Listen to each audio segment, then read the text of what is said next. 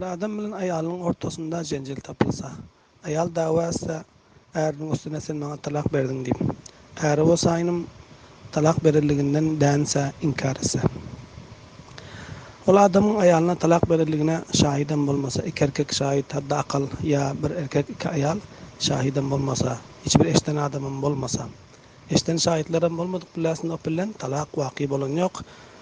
O adamın talak verilliginden inkar ederligi cihetten. Elbette onun malumamın ibn nikahın tadilediğini gitmekligi.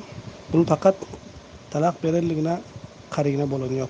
İhtimal bari ki indi ayalın aydan için gövne dalyanak bulup tadilediğin diyon masadam, tercih kaydayn diyon masam ihtimal var. Ya ihtimal var ki sonra mana giden masa ayalma şöyle diyor timena berem yok ayalın aydanı bilen talak verdinde aydan bilen talak boluyor mu ya bolun yok mu deyip sonra mana giden masam ihtimal var. İhtimal kârligi için munun malumamın ibn nikahın tadilediğini gitmekligi talak verilligine karine bolan yok. Ödü däni otursa inkar edip otursa talak verilliginden men berem yok diýip otursa.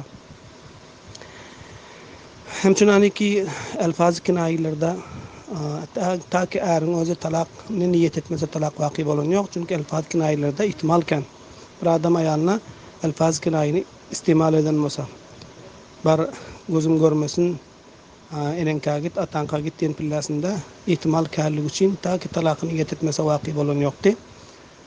Şunun şekilde ol adamın malumamın izinden nikahın tazilediğini gitmekligi öz bolsam talaktan inkar ediyor.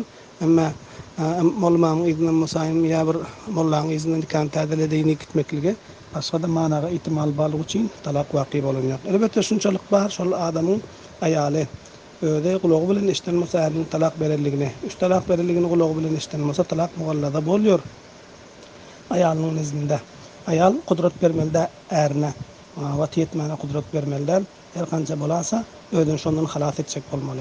Elbette kazaan musayinım talak vaki bolan yok, erdäni otursa. Wallahu a'lam ve ilmu